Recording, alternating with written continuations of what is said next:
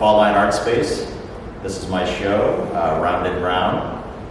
It's a show I did recently during COVID, where Ryan had asked me if I wanted to show some of these records I had been painting. I think the original motivation for some of this stuff was working on coasters, usually little drawing sessions with folks.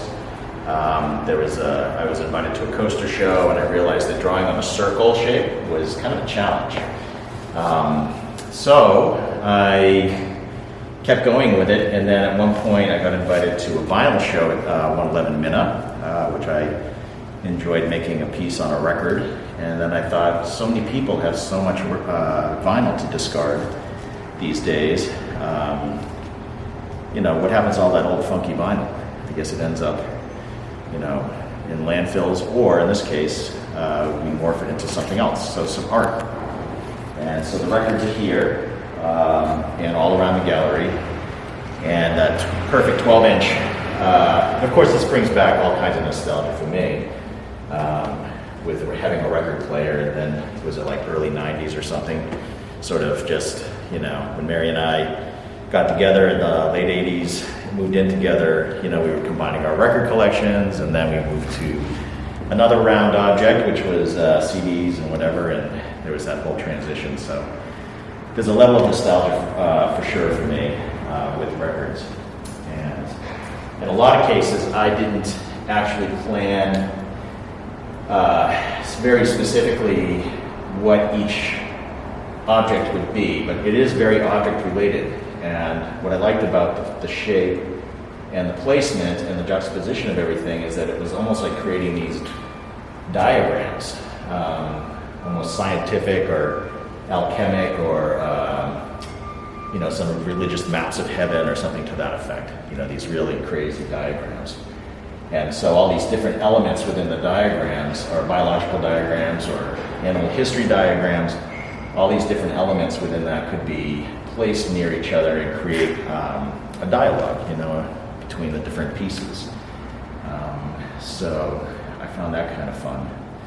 I guess if I really wanted to get kind of nutty with it, I could have put some, lead wires and attached everything. But I think what I like about leaving it open, and it's sort of part of my whole process, is doing open-ended narrative. And so I like to have the viewer come in and tell themselves the story using the elements I've provided, this sort of visual alphabet that they can put together and create their own story. And hopefully the images themselves are compelling enough, and the juxtaposition is compelling, that it encourages people to have a pretty good length engagement with that. So, I think that's every artist's hope with any piece they make, is that the viewer has a level of engagement that is compelling. And, I guess technically I'm the viewer to begin with, and then you sort of put it out in the world and see if there are other viewers in the world. So, but yeah, these are just some of the pieces I've done. I have 50 records altogether. Decided on 50 once Ryan had asked me about doing the show at Faultline Artspace, and just kept going with them. I had already done several, some of which I gave away, but most of the coaster images I have done, I have put out on the telephone pole in front of my studio over the last few years for people to just grab for free. And I just thought that would be fun to do. So even in this show, I've tried to keep the pricing very low, so people are able to collect. It's actually kind of a thank you for people who have supported me during the pandemic and purchased my artwork. It just sort of kept me rolling along. So thank you to those people. So,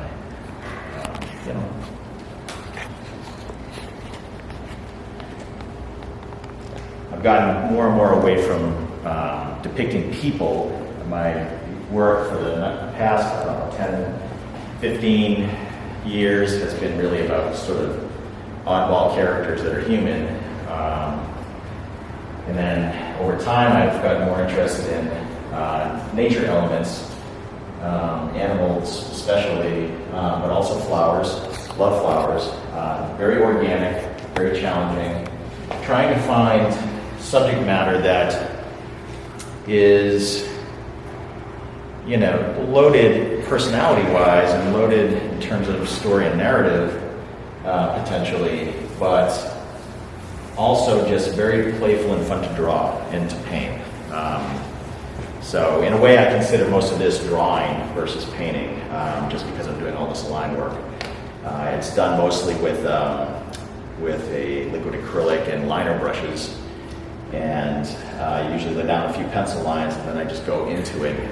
You may have seen some of my videos on my Instagram where I'm showing some either time lapse or just live painting. I find it very relaxing, sometimes a little frightening, because you're getting into creating something, you know, a piece, say like this, where you're starting to make these shapes, and then you're like, this looks like a mess, you know, you're not, this particular succulent, you know, is not looking compelling enough and realistic enough, or even interesting as a drawing in my mind. So I either paint out sections of it and repaint it in, or, you know, just try to remain patient and on course, and then eventually get to the point where I'm like, oh, this is coming together. This actually looks like something. And then it ends up being a decent drawing, and you're like, this is nice. You know, this works for me. So there's a sense of satisfaction in doing that kind of work and having it kind of reveal itself to you over time during the process. What else? A nice quality house paint, a sort of off-white. Trying to sort of achieve a paper color with that, and then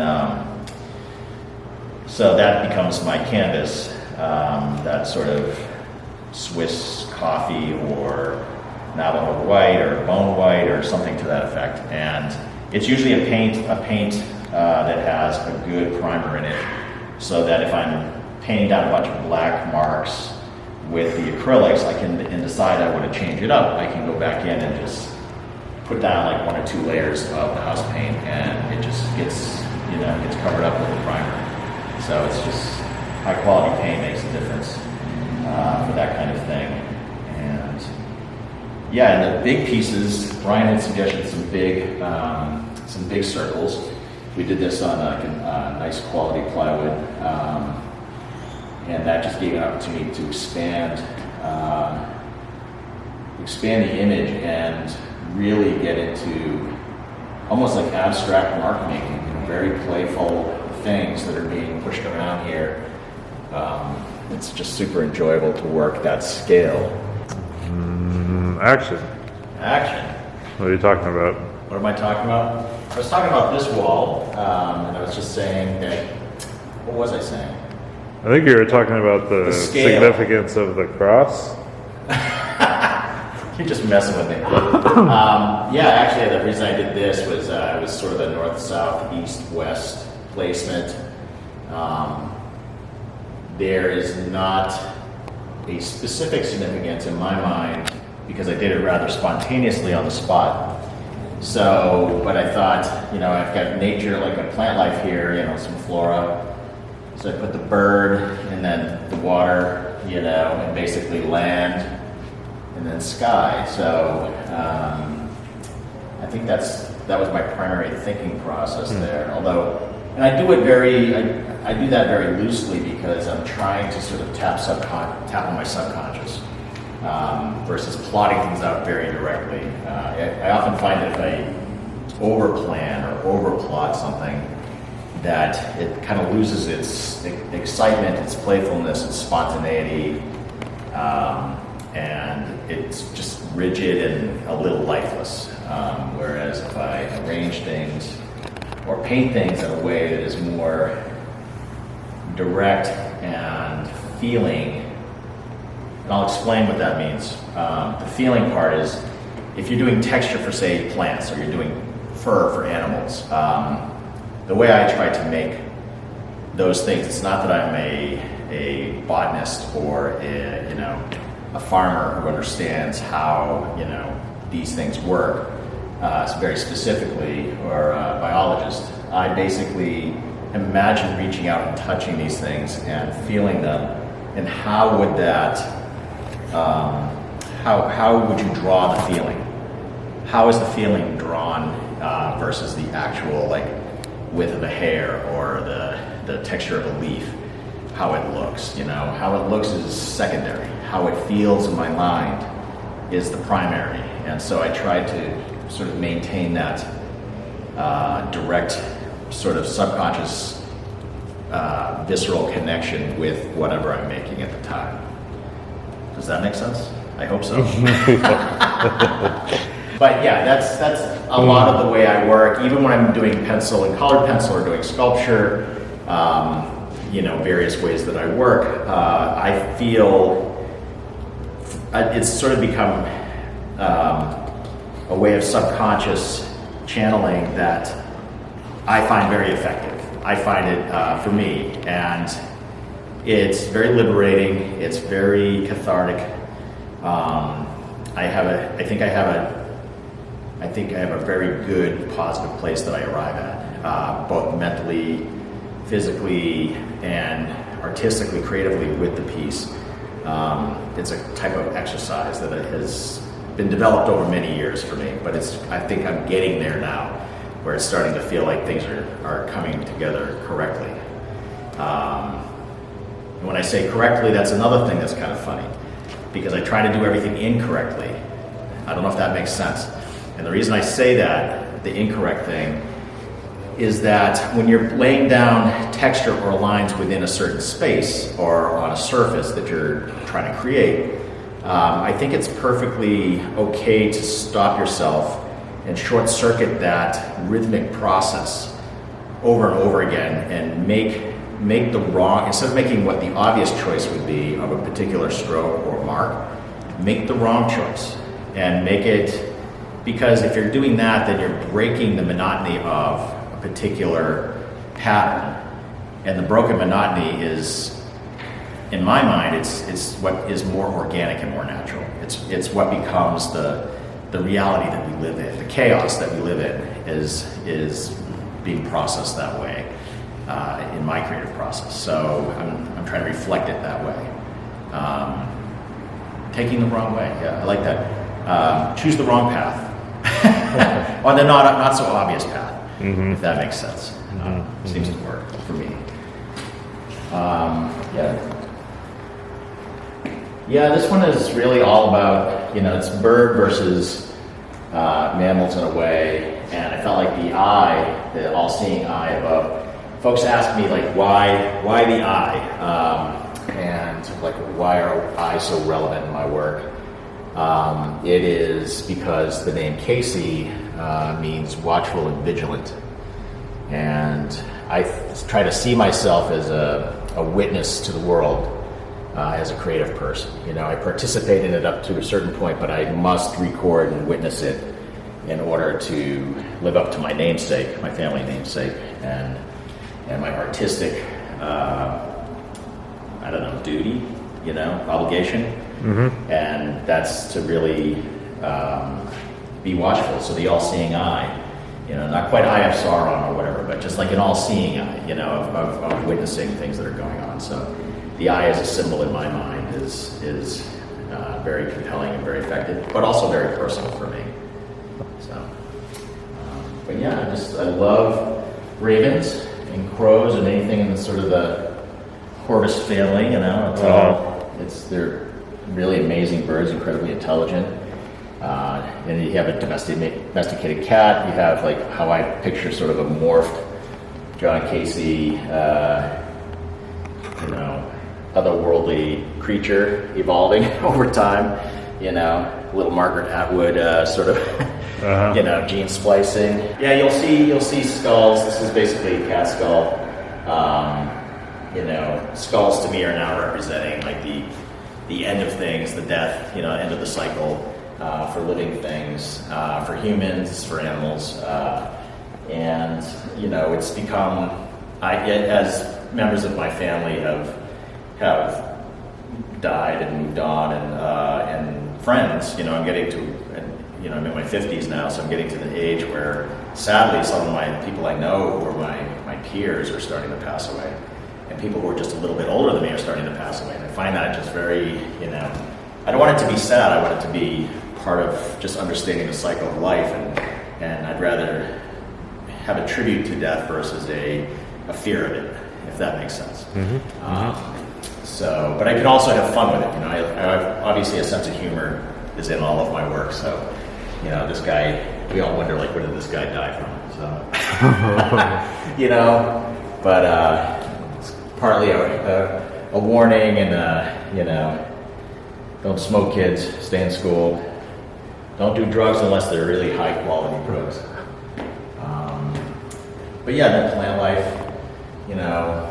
Like all these things are all about the cycles, and that's the beauty of the circle. The circle is a cycle. You know, it's you know, I sort of always made jokes like circle of life. You know, whenever something would happen to somebody or some, you know, unforeseen, unfortunate thing, you know, and you try and just make light of it and take a step back from it, and you just make the joke like, circle of life. You know, it's like watching Mutual of Omaha, Wild Kingdom. And watching the, you know, especially when you're watching with like a child or something, and the lion takes down the deer, and then you're just, circle of life, you know. How do you explain it? You know, it's things are born, things live, and then things die. So, and these big ones that, so this is 36 inches. This was the first I did of the large ones after I had done the 50 records, and I really enjoyed making this quite a bit. I was actually rotating it while I was doing it, so I was spinning it around. So you'll see some drips don't quite make sense because this thing has taken a bit of a turn. Yeah, it's just kind of a fun thing. And my idea with the big ones was that since we were talking about life and death, I'm not trying to be morbid, but that the sunflower would be life because it's basically not only is it living, but it has potential life in it. At such a degree, I mean, the seeds are just almost obscenely ready for life. You know, this thing is constantly in a struggle and in a mode to perpetuate itself, which I think is pretty cool. And then the other big one, the other 36-inch one, was the first skull that I did at the scale. But I wanted a skull where it was actually like the skull is sort of looking up. You know, and sort of proud of like, you know, I am, you know, I'm here. You know, I'm not to be forgotten or dismissed. I'm, you know, like death is here. It serves a purpose. You know, can stand tall and proud and be part of like our lives. You know, it's okay. So, on a more upbeat note, I know that all sounds dark, but just in doing the 2-foot ones, these were really fun to do too because. You know, some of my favorite characters are goats, which I just see them as being, they're almost like wise, like shamans, you know, just wise old men in a way. And, you know, they're survivors. They'll pretty much eat anything, you know. They're, they're prey, but they're not soft animals, you know. Goats are aggressive. Goats, they have horns. You know, and they have like the prey eye, the horizontal pupil that allows them to see things moving across the savanna. You know, hunters, prey coming at them, or predators coming at them. But they don't roll over easy. You know, they fight. So, so I just like goats. Goats are awesome. Big fan of the goats. Big fan of possums. I love opossums. Very cool. I love domesticated animals. I think it's kind of hilarious that humans have created a whole world of human-related pets, like a chihuahua and, you know, cats and of all different kinds. And, you know, oddly enough, raccoons are becoming, if you believe Instagram, everything on Instagram, raccoons are apparently becoming the world's #1 pet or something. What? No, I'm kidding, but it's like you shouldn't keep raccoons as pets, I think, because they're wild animals, but people do. So, then I have wild animals as well. The pug, I love pugs. Pugs just crack me up. They're so, you know, my brother and his wife had a pug, and, you know, they have such personalities. They're like, it's like we've invented the ultimate little human clown, you know, in a dog. And, you know, and we made them so they can't breathe well. It's like, what were we doing? We're terrible people. And we've done these things, but You know, I think it was done with love, but the result is kind of tragic. You know, yeah. No, I like the idea of creating poignant objects within a circle. The circle is the portal, and I like the fact that that is, you know, our looking glass in a sense. We're looking through and seeing these things, so we're observing each one of them, and then placing them next to each other in various ways. And I came in to install the show, we laid everything out on the floor, and then I just sort of very intuitively started placing things around. So I think that it suggests a lot of narrative and story and dialogue going on, and some, you know, arcane meaning as well, with the especially with the cross shapes. You know, is it alchemic? Is it you know, some magical symbol? Is it runes? You know, what's going on here? And I hope if it's conjuring something, that what it's conjuring is you know, is compelling stories for people to continuously tell themselves looking at the work. So, and constantly ask the questions like, what is this character here? What do they mean to this character over here? What's happening with that character over there? You know, why is this painted this way? Why is this done this way? Why is it facing this way? Why is it put with this group? You know, so it asks a lot of questions, and I think I want people to be able to answer all that. I could have my own interpretations, but frankly, my interpretations would change on a daily basis. I would come in and reread this book like 10 different ways. You know, the show would be like a manuscript or a book that I could find different meaning in each time. And so I'm hoping that with open narrative like this, that other people do as well. You know, that they get something like that. Yeah. How's that? That's good.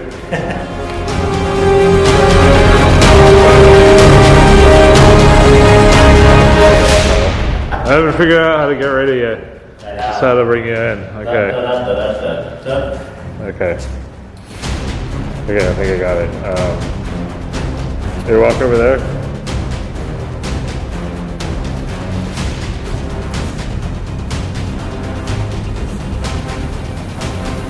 Okay, and then disappear. Escape. Perfect.